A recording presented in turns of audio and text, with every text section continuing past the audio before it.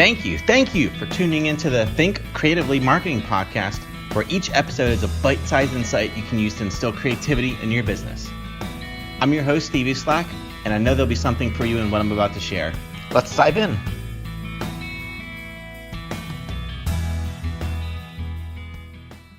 All right. Hey, everyone. Thank you for tuning into episode 5 here. We all know the importance of not only meeting customer expectations, but exceeding them in today's crazy world. I saw a stat this past week that said that 90% of people haven't made up their mind about a brand before starting their search. So there's a lot of opportunity there to win over customers' trust. But on the flip side, that same site mentioned that 22% of people will not buy from a company if they have a negative review, which is a real challenge to avoid when you think about it, no matter how great and impressive your company is. So the topic I want to tackle over the next couple of minutes is how you can think creatively when it comes to winning over unhappy customers, so that they don't resort to giving you those negative reviews online and maybe even win back their trust to return as a customer. So I'm going to share 2 stories about experiences I've had recently that are on opposite sides of the spectrum when it comes to being creative with customer experience. The first one starts in a galaxy far, far away. Nah, I'm just kidding. It was actually a Sunday morning, and I was with a group of 5 friends, including my fiance, and we were about to go out for brunch to celebrate her birthday that past week. I opted to request a ride, seeing as I had a 10% discount thanks to my 5-star rating on Lyft, so I selected an XL since we had 5 of us there. I knew at the very beginning I should have just canceled that darn ride when I saw who accepted it. It was a Toyota Camry, a car that does not fit 5 people plus a driver. But I also didn't want to get an extra fee for canceling, and I had already been charged for the ride, so we stuck with it, hoping for the best. When the driver arrived and it was clear that we wouldn't all be able to fit, I just asked him, why would you accept an XL ride when he wasn't in an XL car? And his answer, believe it word for word, I know you requested an XL, but I accepted it anyways. He then offered to cancel our ride for us, but at that point, another friend had already requested a second car to get the rest of the group to brunch, and we would be even later than we were going to be if we had to wait around for a third car to come pick us up. So we just split up and went with it. So here we are, my fiance and I are in the car, already not that happy about how the events are playing out, and it just gets worse. The driver takes the wrong exit on 66, the major highway here in Virginia, and heads in the complete opposite direction. 2 strikes for this driver, and now we're done with him.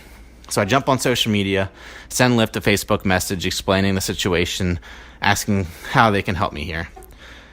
We're already going to be late for my fiance's birthday brunch since we have to backtrack, and oh, guess what? Top it all off. I then realized that I was charged for an XL ride, which is more than double a normal Lyft ride at that time. Can you believe that? Charged for an XL when I didn't receive one. But kudos to Lyft's customer service, because within 30 minutes on a Saturday morning, they responded. They apologized for what had happened. They gave me a full refund on the ride, and they even went a step further to make sure I would never get paired with that driver again, and that he should have been tagged as a non-XL car in the first place.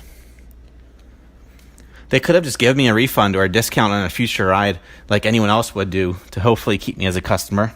But seeing them go that extra step and actually making sure I would never get that driver again just made me feel more confident that they really do care about their customers. So now on to story 2. Back when it was Mother's Day, I ordered flowers for my mom and my fiance's mom using proflowers.com because they had some really neat flower arrangements and special deals going on. The flowers to my mom got delivered on time on Mother's Day, which they should have been, but there was an issue with the order sent to my fiance's mom, and they didn't get delivered until a few days later. And that also included a whole bunch of extra fees just because it was being delivered on Mother's Day. And that was after they sent me a confirmation email saying my flowers were out for delivery. I sent their customer support an email asking what went wrong. And I actually called them on their customer service number, and the rep I spoke to said there was nothing they could do. When I asked if I could get a refund for the Mother's Day flowers not being delivered on Mother's Day, all that lady said was, well, would you have wanted damaged flowers to be delivered? Completely ignoring my request and question. So after a few back and forth exchanges, I hung up on her. I ended the call and wasn't going to get anywhere with her. So the next day, I actually get a response to the email I sent that I would be refunded for the order and that I'd get 20% discount on a future purchase, something the customer service rep on the phone wasn't willing to offer. That whole experience was a bummer, but at least the flowers showed up a few days later and they did look really nice. So fast forward to my fiance's birthday a few months later, and I order flowers again from proflowers.com to be delivered on her birthday. I get the confirmation email again saying the flowers are out for delivery, then get a secondary email saying there's an issue with the shipment and the flowers would be delivered the next day. So if you're keeping score, I've now used proflowers.com 2 times, and both times my expectations have not been met. I emailed them asking again what had happened. They explained that it was just out of their control and that they're sorry my fiance wouldn't be able to get her flowers on her birthday, and offered me another 20% discount on a future order. On its own, I just would have accepted that. But seeing that this was becoming a pattern with their service, I asked them, what good does a 20% discount do when I can't trust that you'll deliver flowers on time? They then refunded my shipping costs that I had to pay extra for. But that does nothing to win back my trust that much, when all I've ever known is they confirm their orders are out for delivery, to then come back and say there were complications. Get my hopes up only to let me down again and again. So for now, I just don't plan on ordering flowers from proflowers.com again. So what could they have done differently? Well, I share these 2 stories because I understand that there will always be things outside of a company's control that happen which leads to negative experiences. There wasn't anything Lyft did wrong as a company. They had the policy and rules in place. It was a single employee who caused the bad experience because he disobeyed the company guidelines. You could have the best company handbook and policies in place, but if you don't have the right people to execute them, things will naturally go wrong. And even when you do hire the right people, there'll always be things outside of human control that just happen. It's how you respond that's the key to winning over an unhappy customer. So no matter what business you're in, customers always come first. And sadly, I don't know if there are enough companies out in this world that really understand that. So what can you do to win over unhappy customers? And it starts by hiring the right people and educating them, training them. People are your company's greatest asset. They are the face of your brand and can make or break the interactions consumers have with your company. For you, think beyond just offering a special discount like a refund or a month of services for free that any company would provide. That goes to just ease the pain of their current negative experience.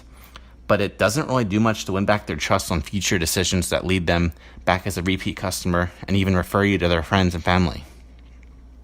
What can you do to help influence their future decisions that they'll reconsider you? If you're a B2B company, do you offer to cater lunch for their office?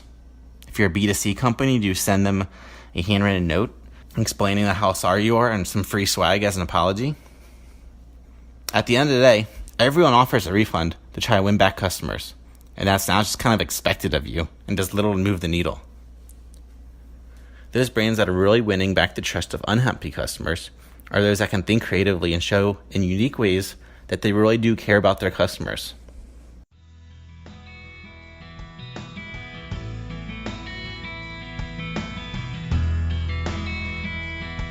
Hey, thanks so much for checking out my podcast. It means so much to me that you've taken these past few minutes to listen in, and I do hope you've learned something of value.